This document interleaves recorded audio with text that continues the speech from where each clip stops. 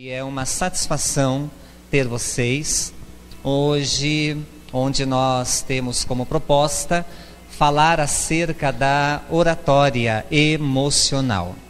Bom, antes de entrarmos no assunto propriamente dito, uma coisa é certa: existe um certo mal que está nos acometendo hoje em nossa sociedade. E praticamente todos nós estamos, infelizmente, experimentando em uma proporção maior ou menor este mal, que é a ansiedade. É mais fácil perguntar aqui quem não é ansioso, ansiosa, do que quem é, não é verdade? Ótimo. Se eu pergunto, por exemplo, quem é ansioso ou ansiosa, provavelmente todos nós, incluindo eu, levantaríamos a mão. Então, a ansiedade, ela tem se manifestado de uma forma até um tanto severa. E ela atrapalha muito daquilo que nós vamos fazer em qualquer área da nossa vida, uma vez que nos coloca fora do lugar onde nós estamos. Ou seja, embora o nosso corpo esteja presente, a nossa mente está sempre distante, pensando quase sempre naquilo que ainda não aconteceu. Por isso que a ansiedade, um dos sinônimos de ansiedade, ela tem, em verdade, 3 palavras que a representam, onde em uma delas ela mesma está intitulada: ansiedade, a própria palavra em si; angústia, aquela coisa no peito, aquele aperto, como se um bicho morto estivesse parado e apodrecendo aqui dentro; e medo. Então, medo, ansiedade e angústia são estas 3 variantes de uma mesma energia que nós carregamos no foro íntimo e que se manifesta de uma forma variada, que se expressa de uma forma variada. Da mesma forma, a água, por exemplo, H2O, que pode ser sólida, líquida e gasosa.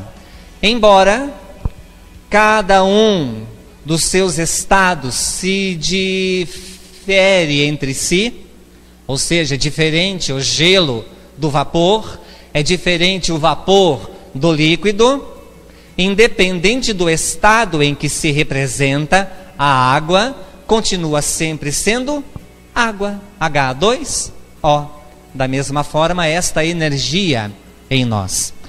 E eu falo isto por uma curiosidade que tenho neste momento.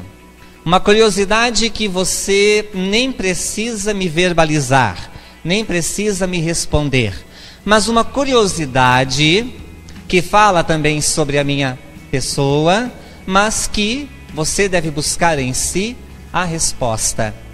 Quanto de nós, se você pudesse imaginar isto em uma porcentagem, quanto de nós está aqui agora? Quanto de você está aqui agora? Se você pudesse ter uma porcentagem, 10, 20, 30%, 100%, raramente. Quanto de você está aqui agora? E por que iniciei falando sobre um tema que, de forma direta, literal, não está relacionado à oratória? Porque quando se trata de comunicar-se, estar presente é tudo. Quando você consegue estar presente, você consegue ter uma qualidade de comunicação que lhe dá uma enorme vantagem sobre aqueles que estão menos presentes ou totalmente ausentes em relação a você. E quando nós pensamos em comunicação, levamos em consideração não apenas a verbalização. Tudo em nós é comunicação. Tudo.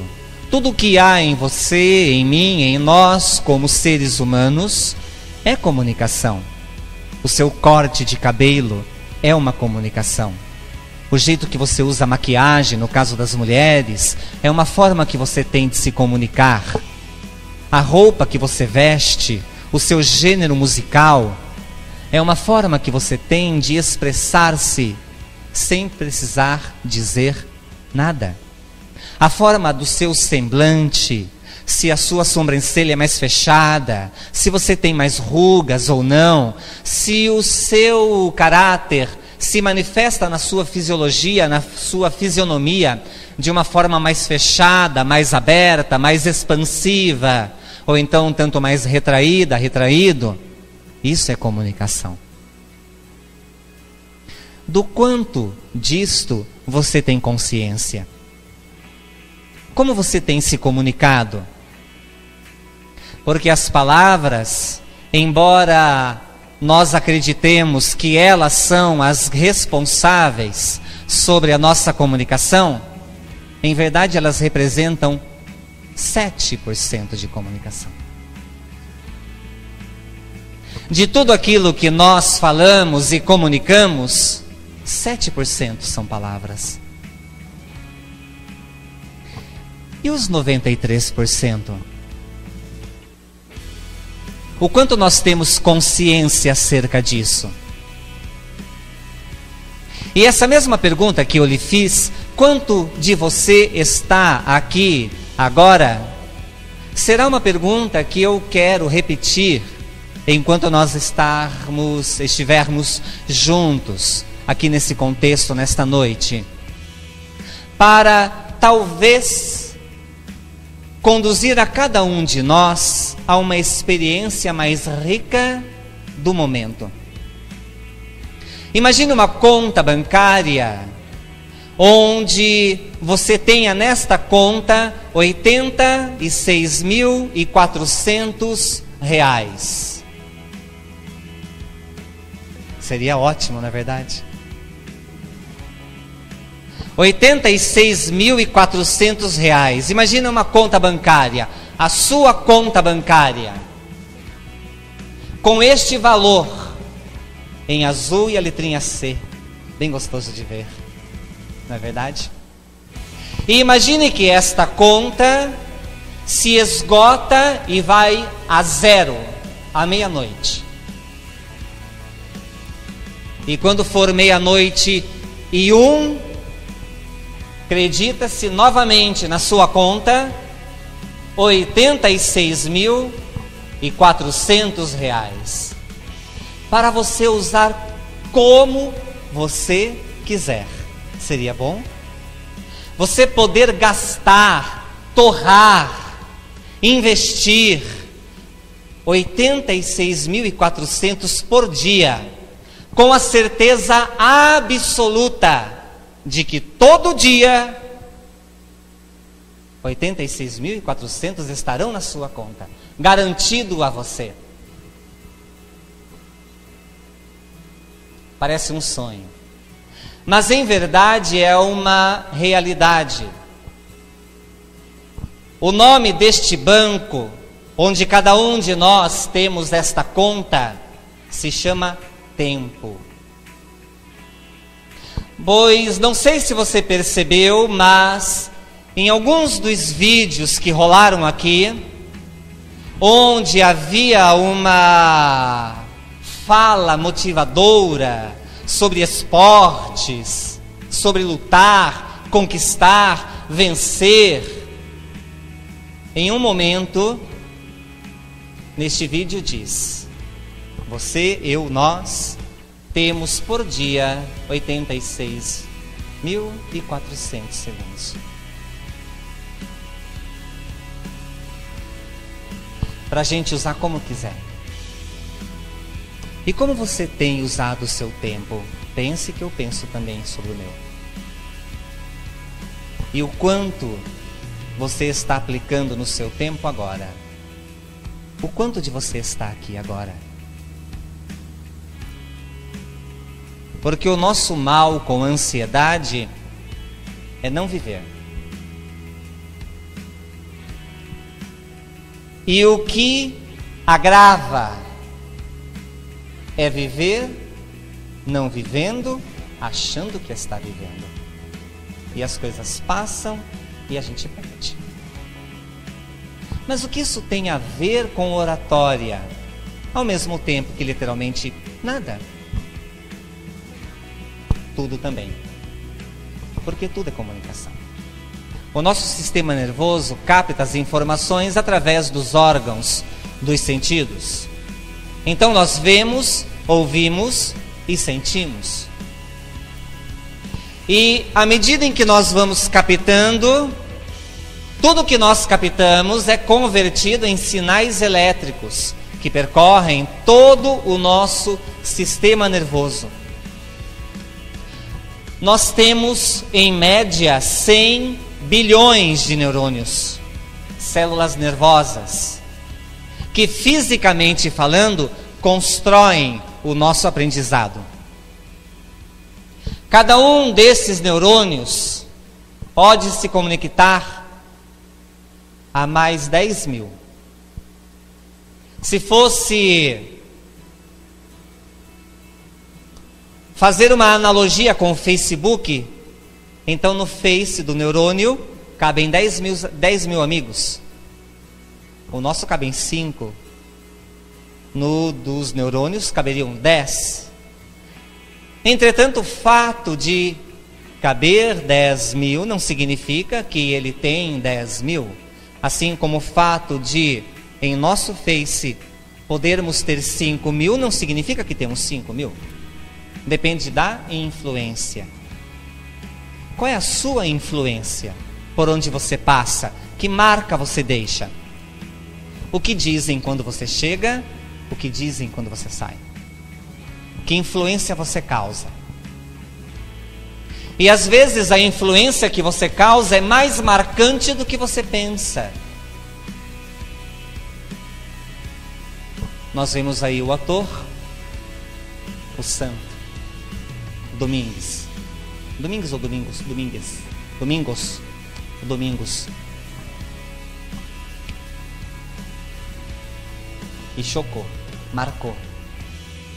E você, que influência você causa quando você chega, quando você vai? Como é a sua rede? Como você se relaciona?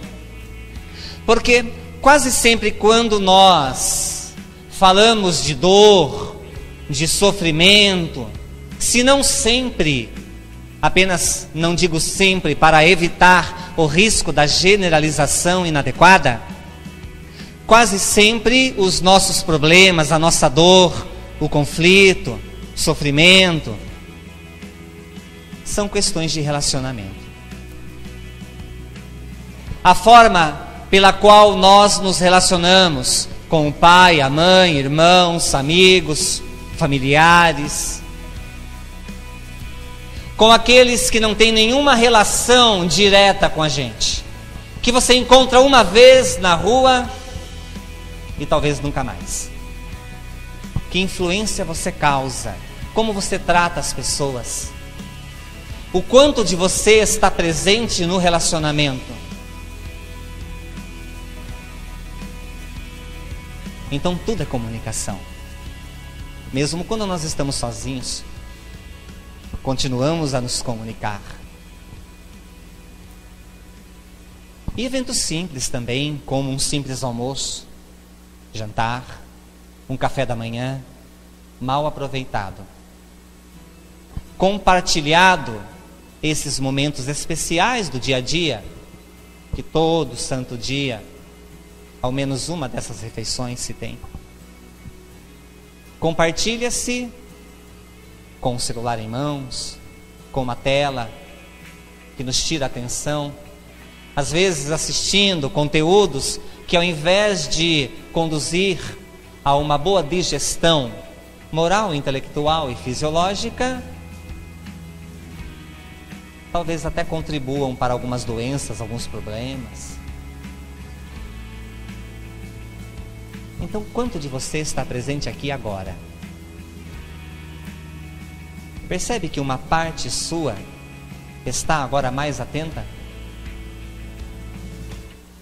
É curioso perceber como o bom relacionamento resgata o ser humano. E como a boa comunicação, bem trabalhada, traz você de volta, faz você se reposicionar para aumentar a sua atenção, ao mesmo tempo que aumenta a vontade de querer estar aqui. E esta é a verdadeira sacada da vida. E é esta sacada que nós colocamos de uma forma bem presente e até um tanto permanente no treinamento desenvolvido por nós, que nós chamamos de oratória emocional. Porque a oratória emocional é muito mais do que um curso onde você se senta, anota, aprende técnica e sai com um padrão formatado.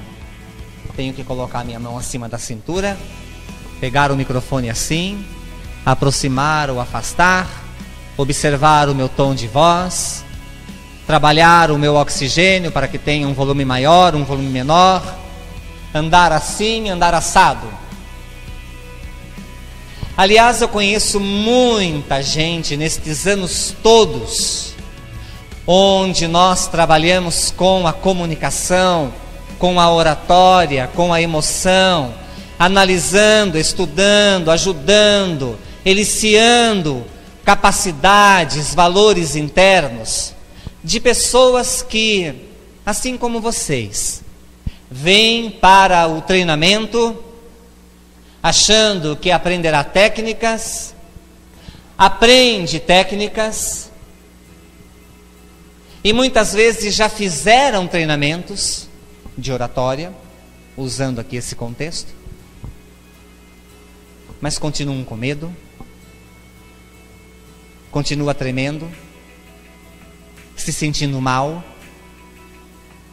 como se fosse devorado pelos seus olhares, minimizado, rebaixado, a sensação de humilhação, de vergonha, de constrangimento, de pequenez, que toma conta e tira o fôlego. E aí vem o branco. A pessoa não consegue começar, se perde no meio e não tem fim. Recebe um aplauso generoso, mas sabe que foi péssima em cena. E quando sai, verbaliza ou mentaliza a si mesma, nunca mais. Se depender de mim, nunca mais, nunca mais. Mas aí a vida obriga, porque nos compromissos da vida, nem tudo é controlado. Aliás, talvez uma das certezas que nós tenhamos é de que não temos certeza de nada.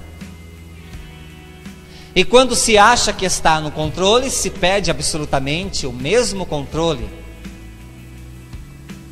E de repente, em uma empresa, o chefe manda. Numa universidade vem a famosa monografia, o TCC, a apresentação. E lá vai você de novo, comparando-se com aquela ocasião que você passou mal, que você se sentiu mal, que as pessoas riram de você, que você ficou em evidência em uma situação absurdamente constrangedora, em sua opinião. E aí, nesta comparação, já desperta dentro de você o sofrimento prévio. Vai dar errado, vou passar mal, eu vou sofrer, e sai do lugar, sai do presente. A ansiedade, a angústia.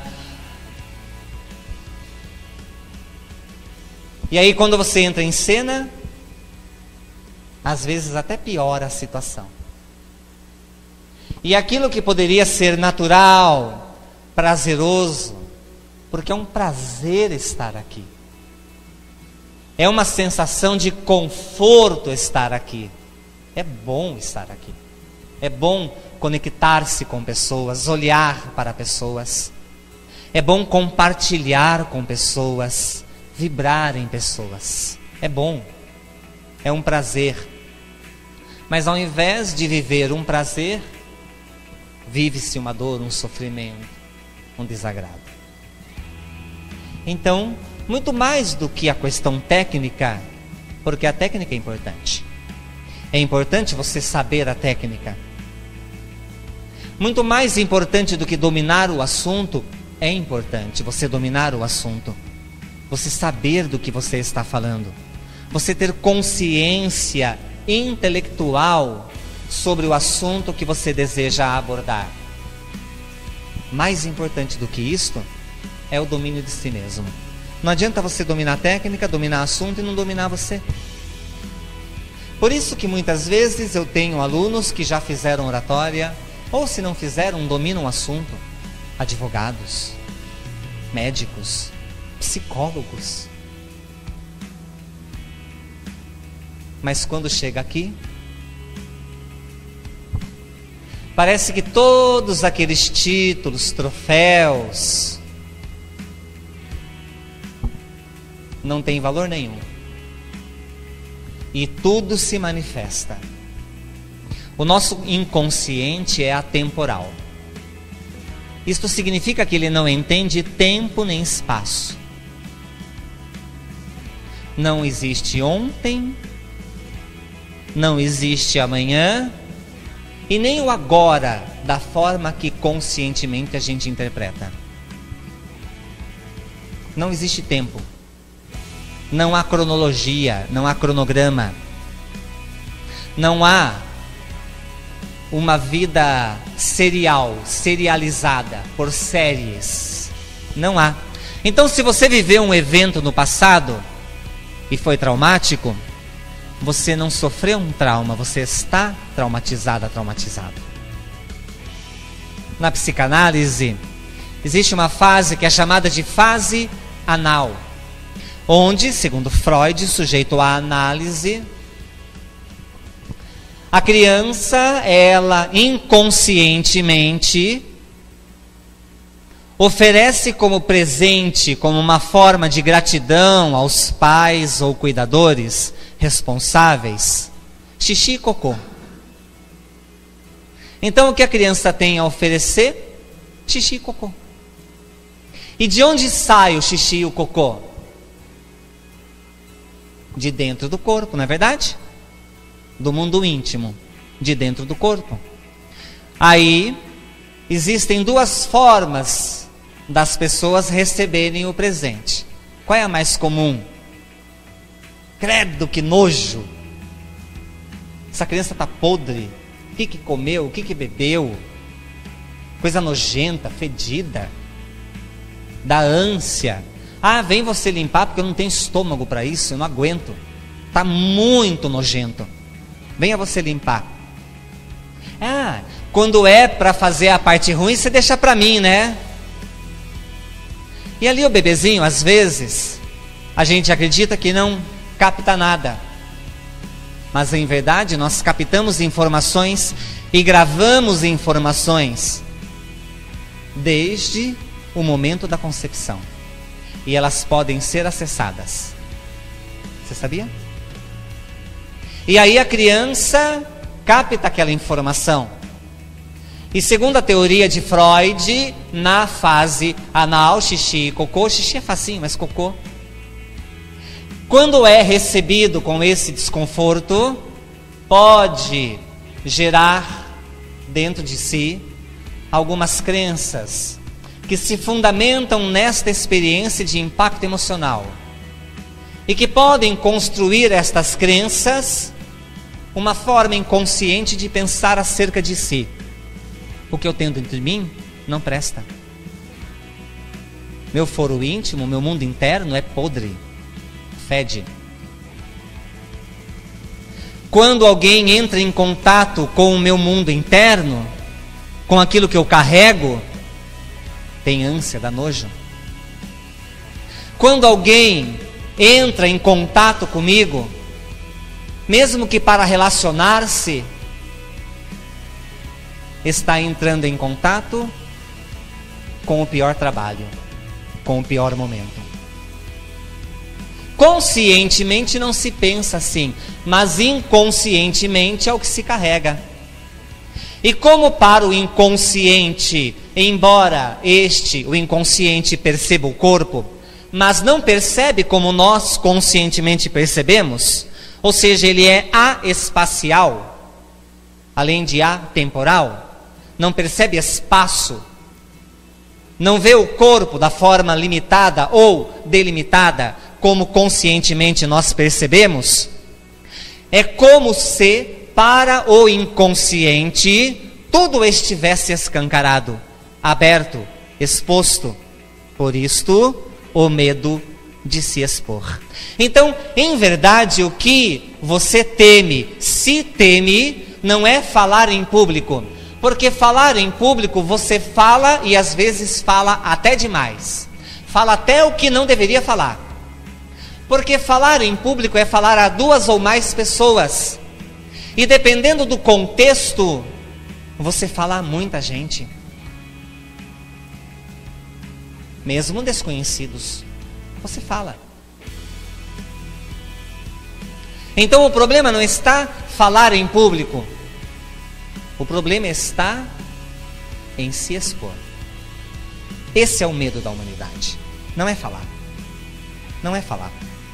Porque pessoas que literalmente têm medo de falar em público sofrem, às vezes, de um processo grave de agorafobia.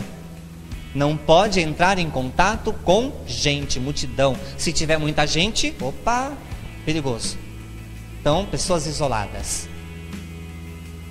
Eu tinha uma tia já falecida, que embora ela entrasse em contato com pessoas, não saía na rua. Porque rua para ela, pânico. Muita gente. Muita gente. Detalhe, ela morava no Vale do Ribeira, em uma cidadezinha que se chama Ribeira, com um gato pingado de habitantes. Como se fosse um pequeno bairro de Sorocaba. Quase nada de gente.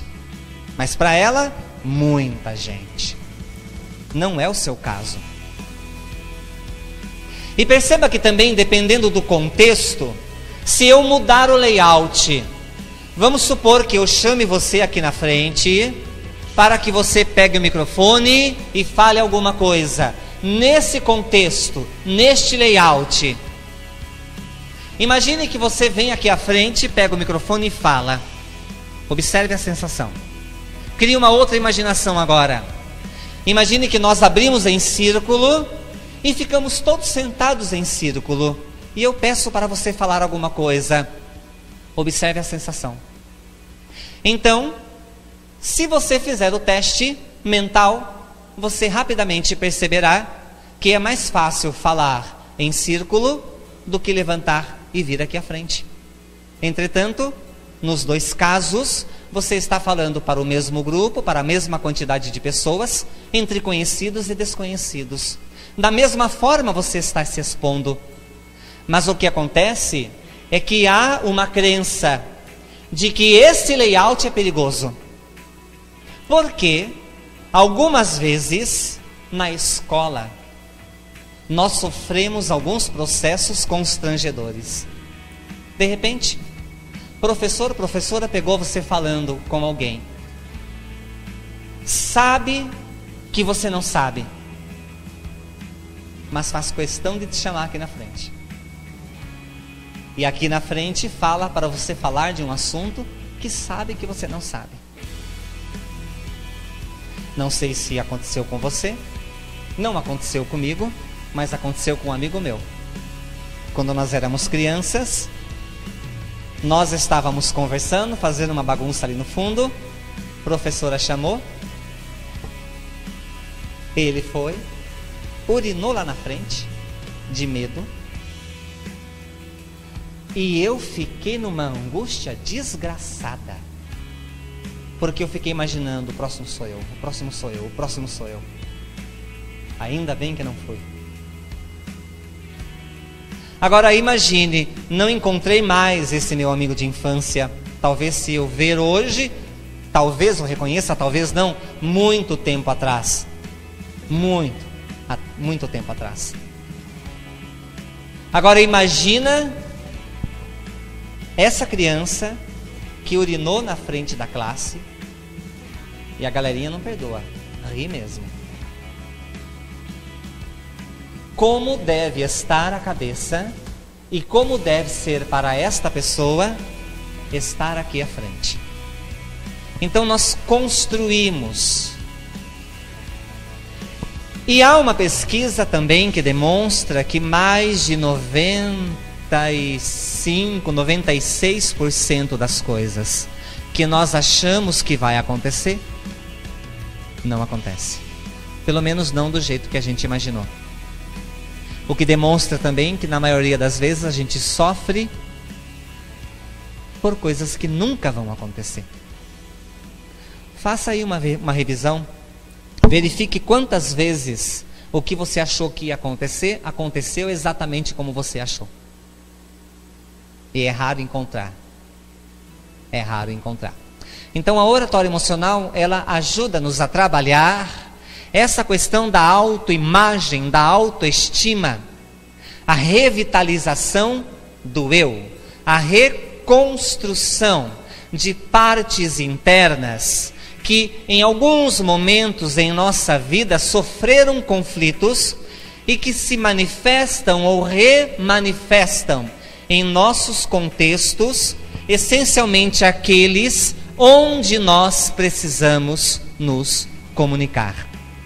E nesse trabalho de elaboração, ajudamos a cada um de nós a resgatar uma parte da nossa história que fica perdida, a elevar a nossa autoestima, a melhorar o fluxo dos nossos pensamentos em direção ao presente, diminuindo a ansiedade e ajudando-nos a viver com uma intensidade maior, melhor, melhorando a nossa qualidade de vida.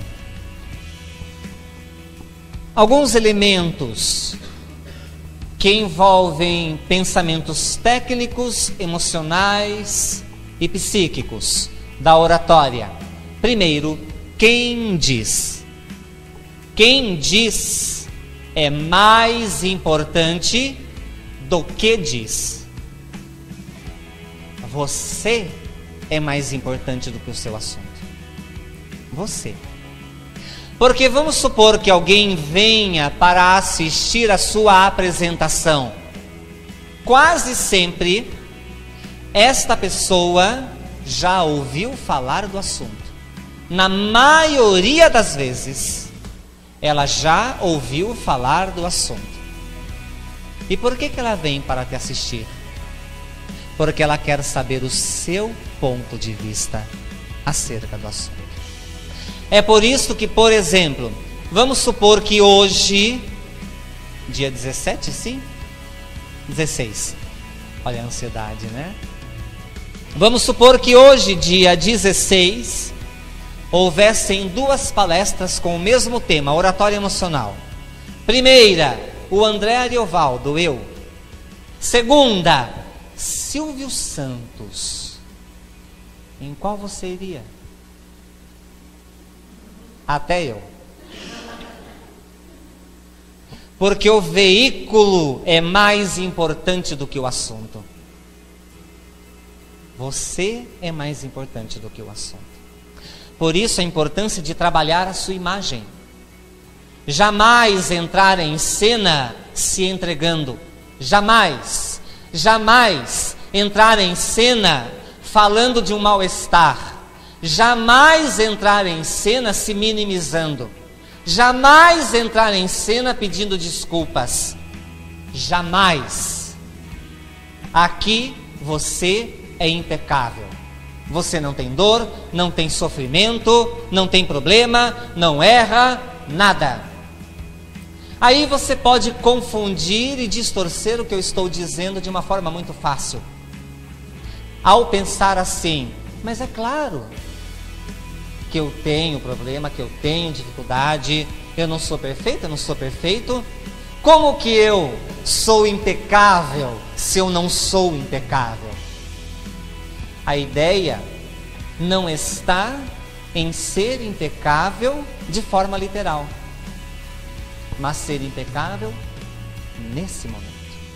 Ninguém tem nada a ver com a tua vida aqui. Aqui, a sua função é transmitir uma mensagem. Não é garantir a piedade alheia, fazendo com que a atenção dos outros se volte para o seu tremor, para o seu mal-estar, para um trabalho mal elaborado que você infelizmente irá projetar em algum momento. Você não tem que fazer isso. Você não tem que entrar destruído, destruída, que nem um doente aqui em cena. Sempre de pé. A sua vida pode estar uma desgraça. Você pode estar doente a ponto de morrer. Em fase terminal. Ninguém tem nada a ver com isso. E você só fala se fizer parte do tema. Do contrário, ninguém tem nada a ver com isso. Ah, mas eu ouvi dizer que é importante compartilhar experiências da vida, porque aí as pessoas se integram com você, porque percebem-se na sua história. É uma verdade, deve ser usado e sempre que possível, faça. Mas sempre formule a sua história, por pior que ela seja, no positivo. Então, se você vai falar de uma dor, de um sofrimento, fale desta dor, deste sofrimento que você experimentou. Conte uma história, uma experiência amarga, sofrida, dolorosa, que você não deseja para ninguém, nem para você. Conte isto, mas conte em um contexto que gere um aprendizado, que faça as pessoas repensar e usar isso em favor delas. Nunca para que tenham dó de você, porque você não precisa disso. Isso não combina com nenhum orador, oradora, palestrante. Nunca. Nunca. Quem diz, mais importante do que diz, a sua imagem. Você está vendendo a sua imagem. Você está colocando a tua cara à tapa. As pessoas estão olhando para você agora. Venda o melhor produto, a melhor imagem, sem inventar, sem mentir. Sinta o que há de melhor de você nesse momento e manifeste a sua melhor parte, independente das partes piores que todo mundo tem, mas que aqui não tem necessidade de se manifestar. Para quem diz conhecer o público, sempre que possível, antecipadamente, saber onde você vai, para quem você vai falar, onde você vai falar, a fim de que você consiga ter a melhor assertividade quando fizer a sua apresentação e expor-se, na intenção de colher os melhores resultados, fazer uma análise prévia. Por que você vai dizer? O que motiva você a trabalhar determinado tema? Por que você vai dizer? Como você vai dizer? Como você vai se vestir? Como você vai se apresentar? Como você vai apresentar o tema? Com slides? Com música? Com vídeos? Usará microfone? Como? Como você se representará? Como você se apresentará? Como você representará alguém? Como? Como você vai dizer? Como vai se comunicar? E isso não vale só para oratória. Qualquer contexto. O que você vai dizer? O assunto é de uma ordem em relação a esta hierarquia bem mais inferior. É importante? Muito importante. Mas aqueles que já tiveram ou têm a experiência da oratória, da palestra, de uma apresentação, quando fazem, por exemplo, uma apresentação na faculdade, na empresa, para um grupo de pessoas, provavelmente já se percebeu assim. Preparou o assunto, tudo muito bem estipulado. Quando pegou o microfone em mãos, falou outra coisa. Não é verdade? Nós temos algo que só nós temos, seres humanos: intuição. Somos os únicos seres intuitivos sobre a face da Terra. Tanto que você consegue entrar em um lugar e sentir se aquele lugar é bom ou mal, adequado ou não, alinhado ou não com você. Você consegue, sem nunca ter conversado com alguém, sentir a energia pessoal desta pessoa. Nós somos intuitivos. E essa intuição se manifesta quando você se comunica. Seja fazendo uma apresentação em público, ou seja comunicando-se com seu filho, sua mãe, um amigo. Então, quando nós estamos em cena, por esta intuição, magnetismo pessoal, capacidade de captar sentimentos, captar emoções, captar pensamentos, às vezes ideias, principalmente daqueles que são mais próximos, mais íntimos. Não é verdade? Quando nós estamos envolvidos, nós captamos intuitivamente, por um aspecto natural que é nosso, faz parte nossa, como seres humanos que somos. E aí muitas vezes, inconscientemente, adaptamos o assunto de acordo com a demanda.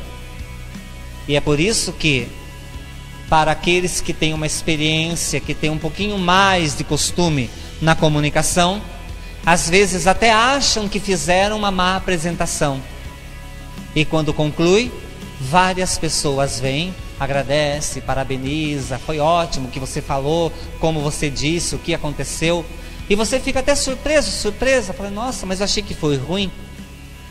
E para as pessoas, foi uma das suas melhores apresentações. É a sua intuição. É esse magnetismo que vai em direção sua aos outros e dos outros em sua direção. Que efeitos produz? E agora que nós demos um certo avançar, aumenta mais uma vez a minha curiosidade inicial. Quanto de você está presente aqui agora? Aumentou? Diminuiu? Ou se manteve no mesmo índice inicial? Quanto? Quanto de você está aqui agora? Centrado, centrada? O quanto da sua atenção? Quanto de você, de forma física, mental, emocional, está aqui agora? Quanto por cento? Nosso trabalho é em torno da oratória. Principalmente aplicamos a programação neurolinguística, a PNL. Quem não conhece PNL, por gentileza, levante a mão. Ok, pronto. A PNL, a programação neurolinguística, ela é uma linha da neurociência. É uma neurociência, uma vez que estuda o funcionamento, o modelo do sistema nervoso. E é muito comum, quando se procura o curso de PNL, atribuir a ela um poder que ela não tem, que é o poder de transformar pessoas. PNL não funciona. Então, a programação neurolinguística, como linha da neurociência, nos ajuda a entender o funcionamento do nosso sistema nervoso. E ao entendermos melhor o nosso funcionamento, tanto de forma física como pelo abstrato, que envolve aquilo que não pode ser tocado, medido, pesado, e que também está presente em nós, ela nos ajuda a entender como nós funcionamos. Ela não funciona, mas você funciona. Porque você é o ser funcional. Você funciona. Ela é só um método, é um caminho. É como este equipamento que eu posso muito bem utilizar para mover o conteúdo em tela. Ele, quando em contato com o ser inteligente, funciona. Mas sem o ser inteligente, não tem função nenhuma. Da mesma forma, a programação neurolinguística, como também a psicanálise, a psicologia, a própria neurociência, a hipnose, qualquer outra metodologia, qualquer outro caminho, são ferramentas. Um dos problemas nossos como seres humanos é colocar no colo da ferramenta uma responsabilidade que nos compete. É como se a ferramenta tivesse que mudar. E aí vem às vezes a frustração. Eu fiz um curso, não mudei, o curso não presta. Fiz tal coisa, anos de terapia, não mudei, aquela terapia não presta. Não é, cidadão. Nós não funcionamos naquele contexto. Talvez era um contexto que não estava alinhado com a gente. Pode ser. Mas o problema não está na ferramenta. Porque se estivesse, seria assim para todo mundo. Todo mundo, todos aqueles que entrassem em contato, teriam os mesmos resultados que você teve. Nenhum. Mas não é assim. Tem gente que faz 2, 3 sessões de análise, resolve uma bucha grave da vida. Tem vezes que uma pessoa ouviu um simples não de alguém e fica anos fazendo análise sem conseguir elaborar aquilo.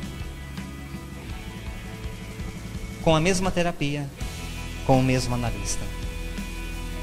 Você funciona. Então a programação, P de programação, seria a programação dos comportamentos, hábitos, crenças, modo de pensar, estrutura funcional. Neuro, através da alteração dos sinais elétricos do nosso sistema nervoso, uma vez que o cérebro não sabe diferença entre imaginação e realidade. Se você pensar, se você fizer, para ele é a mesma coisa. As mesmas áreas entram em atividade. Pensamento é realidade para o cérebro. Não existe uma área para a ação concreta e uma outra área para a ação mental. Se você pensa em falar, ou se você verdadeiramente fala, as mesmas áreas. Por isso que é quase sempre um problema quando você está conversando com alguém e com você mesmo ao mesmo tempo. Aí a pessoa fala e você não entende o que ela falou. Porque enquanto ela falava, você usava o mesmo canal auditivo para ouvir o diálogo interno. É o mesmo canal. O mesmo canal que você usa para ouvir a si mesmo é o que você usa para ouvir os outros. E assim para com todos os sentidos. Não há diferença. Então, programar o sistema nervoso alterando sinais elétricos. Linguística através das palavras pensadas ou verbalizadas. E com esta deixa, o que você tem pensado acerca de você? Quando alguém lhe dá um desafio, o que você pensa? Não é para mim, não vai dar certo, vai dar errado, vai acontecer isso, vai acontecer aquilo, não vão gostar, eu vou fraquejar, eu vou falhar, vou mal, vou ser reprovado, reprovada, péssima prova, eu não sou tão bonita, não sou tão magro, não tenho dinheiro, não tenho carro, não vai dar tempo.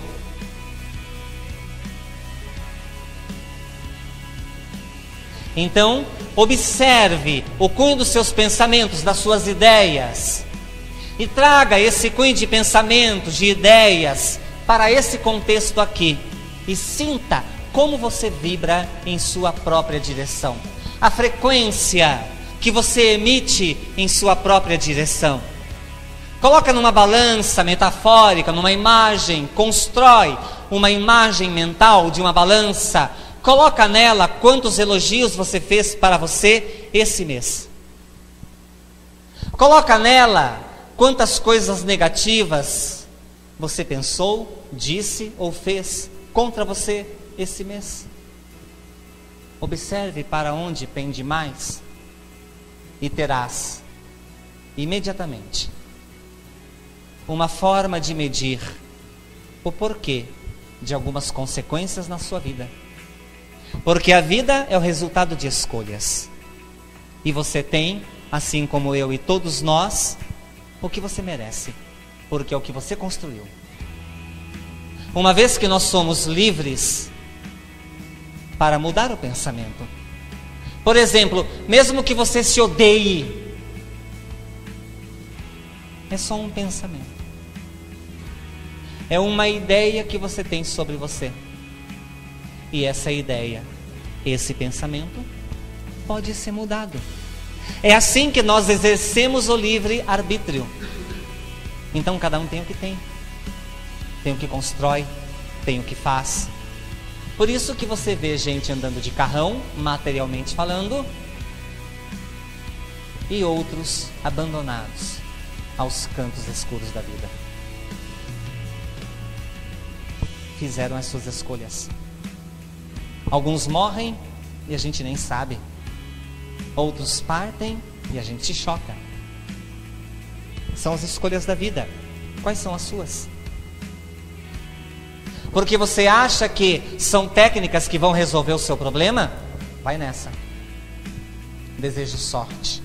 Muita sorte a você, porque você vai precisar. Pois, se pensar assim, significa que você acredita que muito mais do que emoção, você é lógica, você é razão. Entretanto, se eu falo alguma coisa, você se choca, se magoa e às vezes leva para o túmulo. Quem aí não tem mágoa do pai? Quem aí não precisa perdoar a mãe de alguma coisa? E olha que quase sempre são seres mais amados da vida da gente. Quase sempre.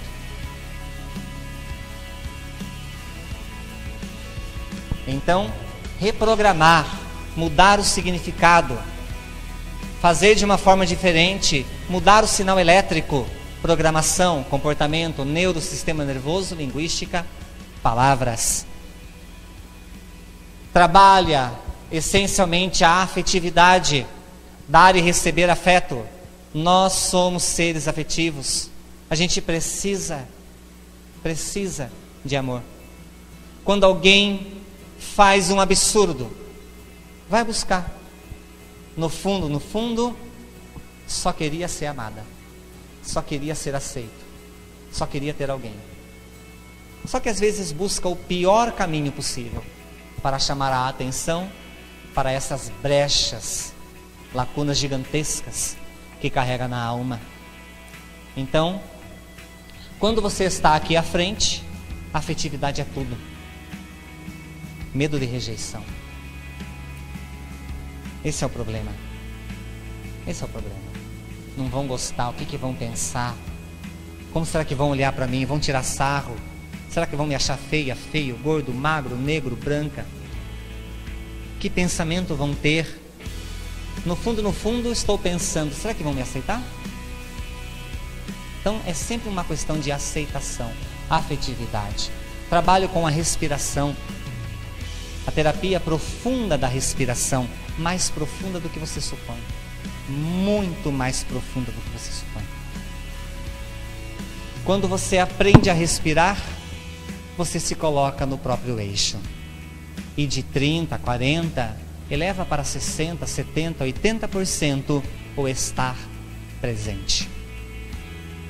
Individuação, que é o resgate da própria imagem, da autoimagem.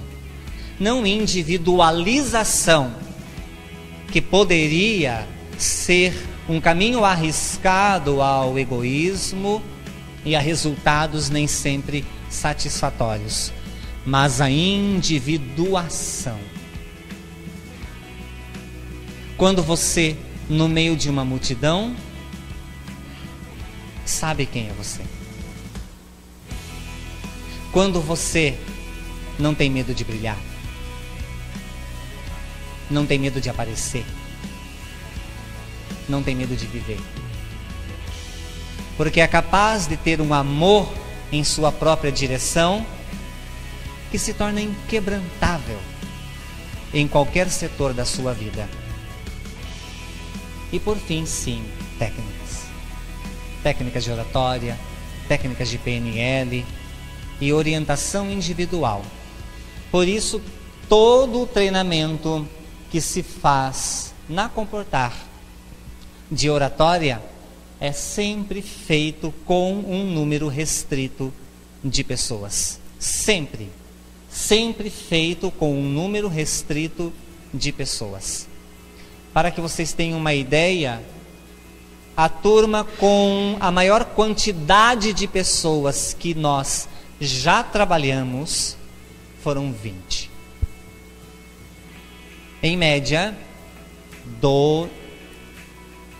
às vezes 10, mas pensando numa média, 12 a 16 é a média. Variando um pouquinho para mais, 18, um pouquinho para menos, 10. Pois assim, a gente consegue ter uma forma mais individual, porque cada um é cada um. Então eu não posso, em um treinamento, tratar você como trata o outro. Cada um é cada um.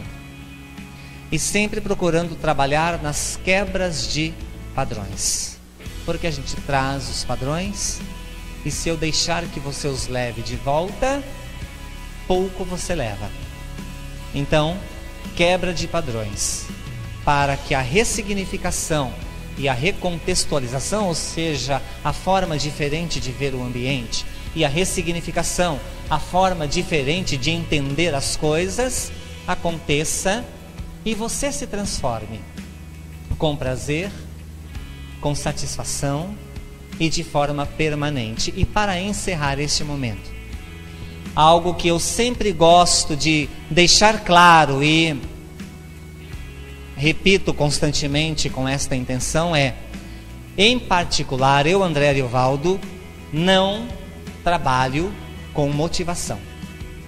Não tenho o mínimo interesse na motivação. Nenhum interesse. Sou um descrente da motivação. Absolutamente. Não tenho o mínimo interesse na motivação. Eu trabalho com a transformação pessoal. Eu não transformo você, mas eu trabalho para que você se transforme. E é por isto que o índice de aproveitamento e de excelentes resultados, sem contar uma vantagem exagerada, é maior do que 90%. Uma vez que eu não tenho poder sobre ninguém. Então, quando no treinamento procuramos trabalhar para que você elicie, ou seja, traga à tona a sua virtude, a sua qualidade e use-a. Porque daí, quando você percebe que pode, que consegue, isso fica permanente. E a motivação é só uma consequência. Eu não mexo com ela, mas ela acontece mesmo assim. Só que depois de uma semana ela passa. Só que depois que ela passa, você fica com o supra-sumo. E isso vai com você por toda a sua vida. Porque mexe na sua alma, muito mais do que no seu corpo. Bom, em particular, foi até esse momento uma satisfação falar de oratória para vocês, falar um pouquinho sobre o meu trabalho, falar um pouco sobre o que envolve os bastidores da oratória como um todo. E nesse ponto eu completo a minha fala com esta sensação, este sentimento de gratidão a vocês todos, todas que me ouviram. Muito obrigado até aqui.